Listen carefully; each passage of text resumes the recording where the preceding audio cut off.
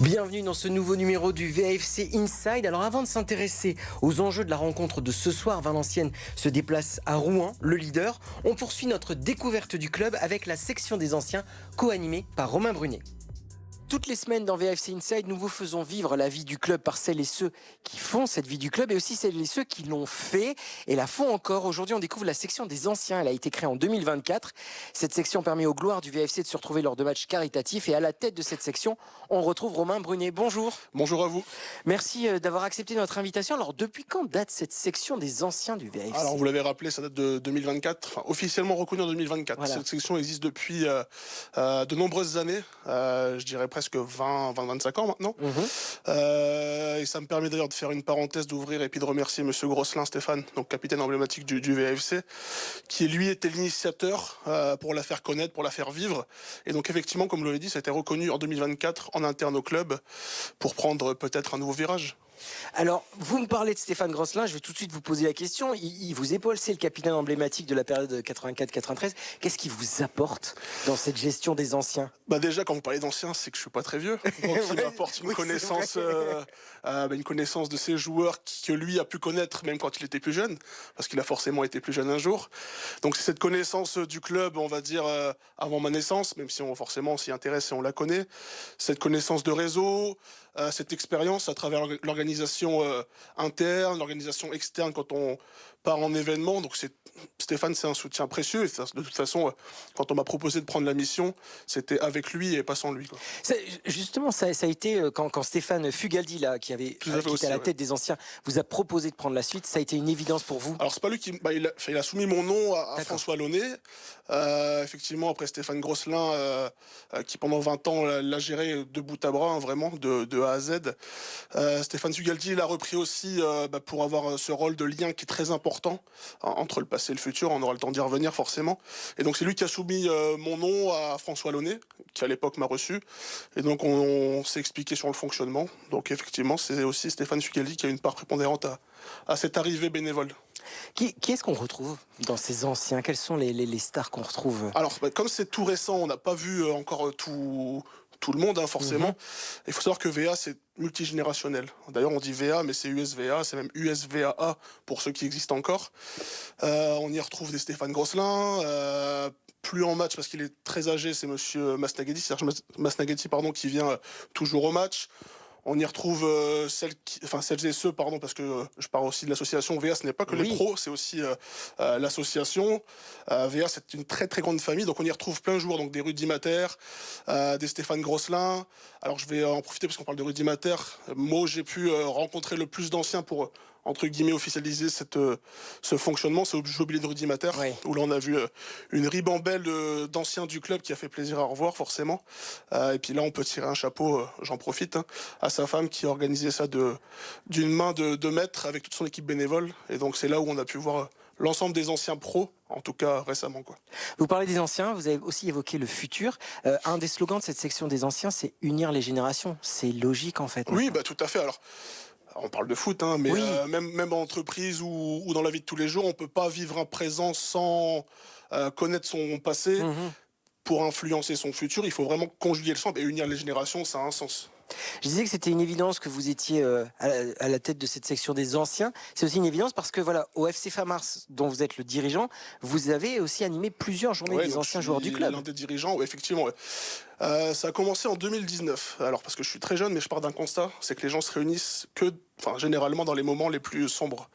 Alors pour éviter d'attendre ces moments entre guillemets fatidiques, c'est de créer des journées donc tous les 2 ans avec des anciens du club. Et puis pour ajouter un peu de piquant, c'est de créer des surprises pour rendre durant cette journée hommage à des personnes qui sont encore vivantes, bien sûr, pour les mettre en avant et puis les remercier de leur engagement bénévole.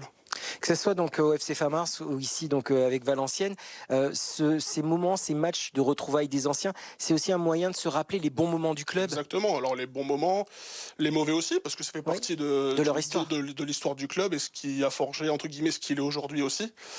Donc c'est de se rappeler les bons moments, c'est de revoir des gens qu'on perd de vue aussi. On se replonge un peu en arrière, donc c'est vraiment toute cette atmosphère qui est vraiment quand on prend un peu de recul, moi j'aime bien prendre un peu de recul quand j'organise ce genre de choses, c'est de voir ce que ça crée aux gens et c'est magnifique humainement. Est-ce que c'est facile à organiser un tel événement? Parce qu'il faut faire venir du monde quand même. Ouais, alors non, c'est pas. Bah, alors, On s'y prend à l'avance. bien sûr, on s'y prend généralement 6 mois avant. Oui. Alors, moi, je parle pour un projet dans un club amateur. J'imagine même pas ce que l'épouse de Rudy Mater a dû prendre comme temps auparavant. Mais oui, effectivement, c'est un projet qui se construit de longue haleine. Surtout le premier, quand on part de zéro, qu'on n'a pas de base de. Alors, on a les contacts, mais sans plus, où il faut tout créer, où il faut imaginer. Donc, j'ai envie de dire, la première fois, c'est facilement entre 6 mois et 1 an.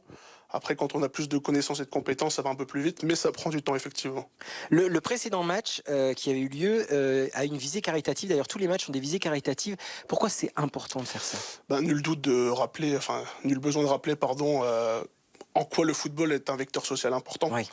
On sait très bien qu'à travers le sport le plus pratiqué en France et du monde, certainement, il y a une portée sociale, il y a une portée éducative aussi. Donc c'est important pour nous de joindre, entre guillemets, l'utile à l'agréable et de promouvoir des causes qui sont nobles. Et donc, de penser aux autres Bien sûr, en aussi, jouant bien tous sûr. ensemble, en fait. D'ailleurs, le foot est un sport collectif. Voilà. Donc on en revient toujours à On fait unir les toujours une passe générations. à unir, Voilà. unir le territoire, unir la population, unir tous les acteurs qui font que la vie sera plus belle. C'est faire des passes entre tout le monde, en fait. Exactement. Vous avez une histoire assez particulière avec le VAFC. Vous avez été éducateur, référent club partenaire, éducateur U15 féminine. Comment est-ce que vous expliquez votre attachement, vous, au club? Mon attachement, elle commence par la transmission familiale. Ouais. Moi, quand je revois des anciens ou quand je travaille au club, quand je vois ici dans cette salle Moussa Niakhaté tous ces maillots, tous ces logos, c'est un peu l'œil de Ningesser qui revient, le petit garçon qui allait au stade Ningesser avec donc, son père, son frère, son grand-père, son parrain. Donc c'est vraiment un club du territoire auquel on s'identifiait très fortement et auquel on peut encore s'identifier. Donc c'est pas une évidence, mais en tout cas, quand on est footballeur et qu'on aime le club de son territoire, on s'investit pour que ça puisse faire avancer les choses. Investissement aussi, au point que vous avez animé des stages passion rouge et blanc pour les 8-14 avec Simon Roux, qui est le directeur actuel du centre de formation. C'est ça. Donc c'est le côté avec Valenciennes Association, où ces stages étaient à la fois faits ici, au VAFC sur nos infrastructures, mais aussi vers les clubs partenaires, parce que tout le monde n'a pas la chance de venir jusqu'à Valenciennes. Je pense que le territoire ESCO est immense, et on allait même au-delà de l'ESCO. Donc c'était important pour nous d'aller promouvoir l'image VAFC. Et donc à travers ces stages qu'on a pu mettre en place sur chaque vacances scolaire, qui existent toujours d'ailleurs aujourd'hui, ça nous paraissait important de pouvoir continuer à promouvoir cette image. Promouvoir l'image du club et aussi promouvoir l'image du club auprès de plus jeunes, leur donner peut-être aussi des règles, c'est-à-dire une vie en société, on joue au football tous ensemble encore une fois. Tout à fait, comme dans chaque association sportive et même au-delà de culturelle ou autre, il y a forcément des règles, il y a forcément un cadre à avoir. Et donc si on peut avoir ce rôle social, comme on le disait tout à l'heure, si on peut l'avoir en jumelant avec le côté pratique et loisir du foot, je pense que le match est gagné. Et alors, ce qui est vraiment drôle, c'est que votre passion pour le club, vous l'associez aussi à votre travail, et ça c'est assez incroyable. Vous travaillez pour SAS Dolan, qui est un des sponsors du club de cette année. Bon voilà, c'est bon, la boucle est bouclée. Ouais, alors si je peux ajouter, c'est pas moi qui l'ai provoqué, mais je dirais même que Monsieur Dolan est le président de l'association de Valenciennes. D'accord. Et donc on peut avoir des liens très forts entre le foot et mon boulot. C'est unir deux passions, on va le dire comme ça. C'est unir deux passions, c'est unir des générations. Et donc, comme je l'ai dit, c'est un deal gagnant-gagnant. On revient sur le football. Donc, vous êtes le dirigeant, je l'ai dit, du FC Famars. C'est quoi un petit peu les résultats du club actuellement? Alors, tout dépend ce qu'on appelle comme résultat pour un club amateur. Forcément, il y a le côté compétition, où là, on a l'ensemble de nos équipes qui sont présentes. Donc, c'est un village de 2500 habitants, Famars, pour un club qui compte 330 licenciés. Donc, c'est pas négligeable. On a un rôle sportif. Donc, les résultats sportivement sont cohérents. Forcément, on veut toujours plus. Quand on veut toujours plus. Maintenant, on n'a rien sans le travail. Et donc, ça sera à nous encore de travailler encore plus pour obtenir des meilleurs résultats. Et au FC Famars, vous gérez les seniors A. Oui. Comment ça se passe avec eux? Bon, ça se passe très bien. Alors moi, Famars, encore plus que Valenciennes, j'y suis né, j'y ai grandi. Donc on essaie de créer quelque chose de sympathique, parce que donc on est dans un club amateur, où les gens viennent prendre du plaisir, où on vient aussi pour progresser, parce que s'ils sont en foot de compétition, c'est aussi pour avoir ces références compétitives. Et donc moi, en tant qu'ancien joueur, j'ai repris l'équipe il y a 3 ans. On essaie de mettre des choses cohérentes en place pour pouvoir progresser et prendre du plaisir. Voilà, prendre du plaisir donc à gérer en tant que dirigeant du FC Famars, en tant que maintenant bénévole référent de la section, ici de la section des anciens. Et donc, je vous remercie énormément, Romain Brunier. Et donc, on va attendre avec impatience. On va donc regarder sur les réseaux, sur le site. Bien sûr, avec grand plaisir. Le prochain match, comme ça, on verra quand les anciens seront de nouveau réunis. Plein de courage. Alors, pour y arriver. Ça va. C'est que du plaisir. C'est que du plaisir. Merci. Romain.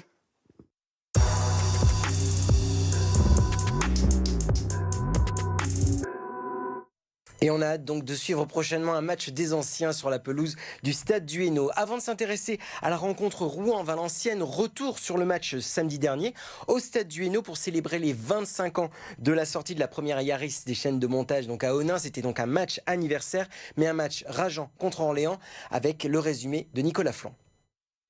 Fadel Koumisti, bourreau de Valenciennes. Au stade du Hainaut, l'attaquant orléanais, meilleur buteur de national, a inscrit le seul but du match, synonyme de défaite pour le VA. Sa 10e réalisation de la saison enfonce un peu plus des nordistes qui ont été battus 4 fois sur leurs 5 derniers matchs.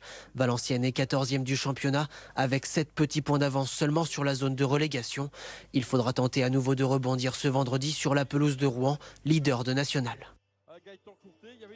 Et donc au classement, Valenciennes qui descend à la 14e place avec 18 points. Ils vont rencontrer ce soir Rouen, le leader qui compte donc déjà 37 points.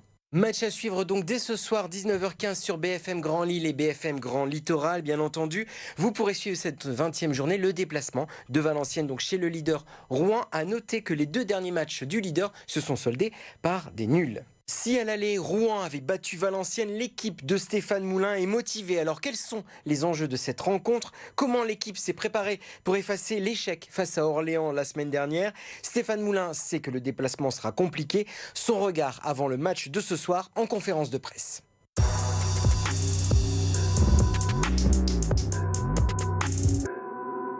J'ai senti que lundi, il y avait quand même de l'abattement. On est revenu sur le match. Voilà, on va pas faire le débrief de nouveau, on l'a déjà fait. Voilà, maintenant on sait pourquoi on l'a perdu. On le savait déjà après le match, mais voilà, il a fallu un petit peu de temps pour digérer parce que je l'ai dit, mais je crois que cette saison, rien ne nous sera épargné. Voilà, c'est factuel, c'est comme ça. Et qu'il faut malgré tout garder le cap parce que c'est pas en se lamentant sur notre sort que ça va changer. Donc on essaye d'oublier en gardant quand même ce qui a été bien, parce qu'on pas revenir encore une fois sur ce match-là, mais je me suis quand même demandé comment on a fait pour le perdre. Voilà, donc à nous de gommer ce qui doit être gommé et puis garder ce qui était de bon. Oui, on a commis une erreur, on l'a payé cash, oui, on a eu les occasions, on a été inefficace, c'est la vérité. On a la tête de Brian sur la barre, je peux pas considérer ça comme un manque d'adresse, c'est un manque de réussite, mais tout se mélange. Donc voilà, il faut garder le cap, comme je le dis, et puis il n'y a pas autre chose à faire que d'essayer de faire mieux. C'est mieux dans le contenu, parce que je pense que sur les 6 mi-temps qu'on a effectués depuis la reprise, j'ai le sentiment qu'il y en a eu 5 de bonnes. On a raté la deuxième mi-temps au puits, certes, c'est vrai. Mais pour le reste, elles ont été de qualité, mais pas en termes d'efficacité. On est trop loin on peut pas tirer 16 fois au but et marquer 0 but, en fait. C'est pas possible avec les grosses occasions qu'on a eues. Et pourtant, ça a existé. Donc, on essaye de redonner confiance aux joueurs pour que s'il y a des prochaines occasions comme ça, qu'ils arrivent à les concrétiser.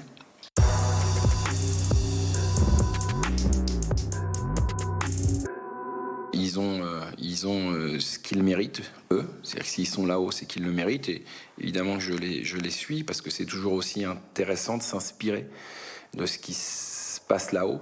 Et pourquoi ils sont là-haut? Ils ont déjà la meilleure défense du championnat. Voilà. Donc ça, c'est une grande différence avec nous.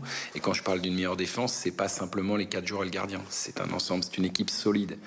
À qui il est difficile de marquer des buts et contre qui il est difficile de se créer des occasions. Ils ont un gardien qui fait des arrêts exceptionnels. Enfin, j'ai vu les 2 derniers matchs contre Sochaux et contre Dijon. Voilà, je crois que leur coach l'a reconnu d'ailleurs, notamment contre Dijon. Il prend ce point parce que les grosses occasions, c'est Dijon qui les a, et le gardien gagne ses duels, rapporte des points. Donc ça confirme que c'est une équipe solide du début jusqu'à la fin. Voilà, et que la confiance, la dynamique, tout ça fait qu'aujourd'hui, évidemment, ils ont comme une sensation d'être invincibles.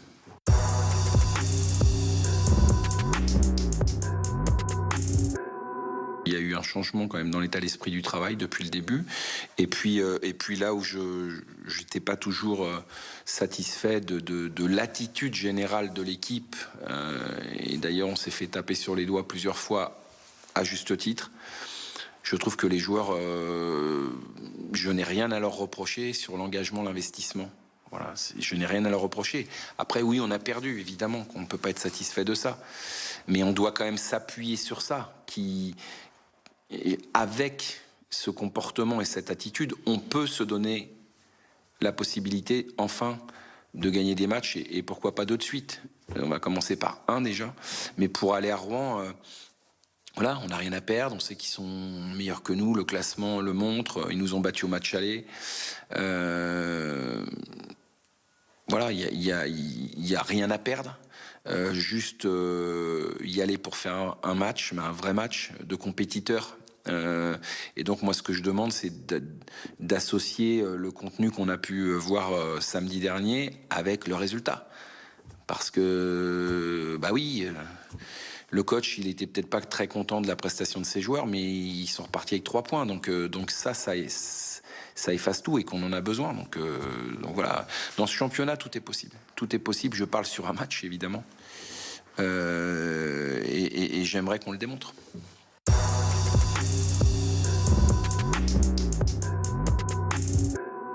Pour ceux qui suivent un peu la Ligue 2, c'est un joueur qui a fait ses preuves à ce niveau-là. Il est passé par le national, il connaît. Voilà, il avait lui aussi la possibilité d'aller dans un autre club qui est en tête, qui sera notre adversaire.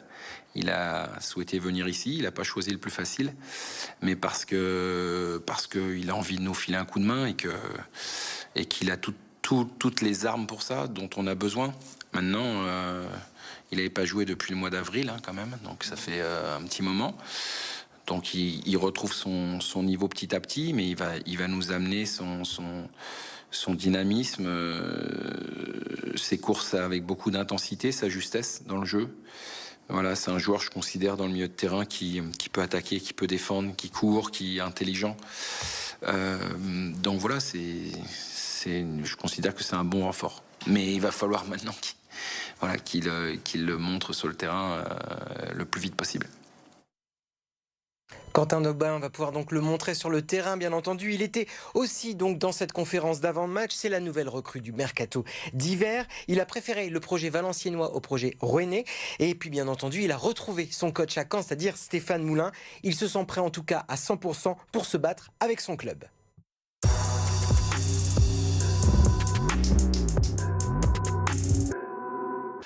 J'ai été contacté par Pat et le coach. Après, ils m'ont parlé du club, que je connaissais déjà un peu, mais à l'intérieur du club, les infrastructures, que c'était un gros club avec voilà, des bonnes installations, tout pour bien travailler. Donc moi, j'étais à la recherche d'un bon projet. Et c'est ce qui m'a amené ici. Au début, je priorisais une Ligue 2. C'était compliqué. Il y a eu des discussions, mais c'était compliqué et moi je voulais jouer. Et comme voilà, le coach, Pat, même Mathieu m'ont convaincu, voilà, c'était le plus important, ça reste un très bon championnat, très difficile et que j'ai connu parce que j'y ai joué pendant 3 ans.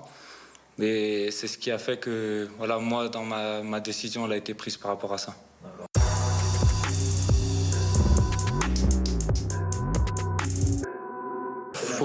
Faut s'intégrer le plus rapidement possible. Après, moi, c'est par rapport à ça aussi que j'ai choisi Valenciennes. J'arrive dans un contexte que je connais déjà le coach adjoint, je connaissais Romain Thomas, Alexandre Coef, je connaissais Rémi Boissier. Donc déjà, ça facilite l'intégration. Et quand tu signes à ce moment-là, c'est important. Parce que t'as pas beaucoup de temps. Il reste 5 mois et il faut être prêt le plus rapidement possible. Le plus important pour moi, c'était voilà, d'être compétitif le plus rapidement possible, de pouvoir retrouver du temps de jeu, c'est important, et d'apporter voilà, la confiance qu'on me donne, la rendre sur le terrain. C'est dans cette ambition que je viens. Je suis à 100%. Entre les entraînements et les matchs, l'intensité, c'est pas la même chose. Mais en tout cas, sur l'intensité des entraînements, on a des données GPS, elles sont cohérentes. Donc maintenant, à voir ce week-end. Mais en tout cas, si, je suis à 100%.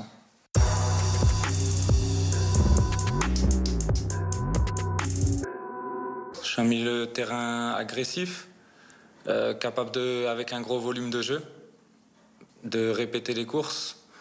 Voilà, mes caractéristiques, c'est plutôt ça. Voilà, un milieu de terrain qui court beaucoup, qui se projette et assez agressif.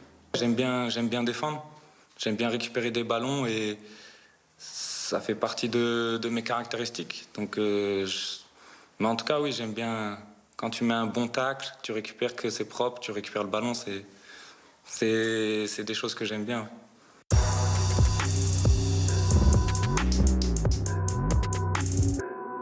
On est des compétiteurs, on n'aime pas perdre et on aimerait être mieux classé.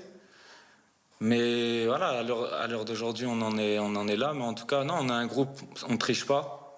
À l'entraînement, ça travaille bien, ça travaille vraiment. On court beaucoup, on a envie de donner le maximum chacun. On sait qu'on va chez le leader, que ça va être compliqué, mais on sait qu'on est capable de répondre aussi. Donc à nous de mettre en place ce qu'on sait faire de bien, ce qu'on a travaillé cette semaine, pour pouvoir les mettre en difficulté. Je sais qu'on est capable de battre tout le monde dans le championnat. C'est un championnat avec des très bonnes équipes, mais je sais qu'on est capable de battre tout le monde sur ce que j'ai vu, sur le contenu, sur ce que je vois à l'entraînement. Il y a vraiment de la qualité. Donc maintenant, il faut juste qu'on soit efficace dans les deux surfaces, c'est ce qui nous manque. Et on va se battre jusqu'au bout, on va jamais lâcher. Rouen-Valenciennes, c'est donc ce soir sur BFM Grand Lille et BFM Grand Littoral. Et puis dans le reste de l'actualité du football dans la région, c'est aussi ce soir en Ligue 2 avec Dunkerque qui reçoit Guingamp et Boulogne qui accueille Rodez à 20h également. En Ligue 1 à 20h45, Lille se déplace chez la lanterne rouge du championnat, Metz. Enfin, demain à 17h, Lens reçoit Rennes, des Lensois qualifiés pour les quarts de finale de la Coupe de France. C'est tout pour VAFC Inside. Bonne journée sur BFM Grand Lille et BFM Grand Littoral.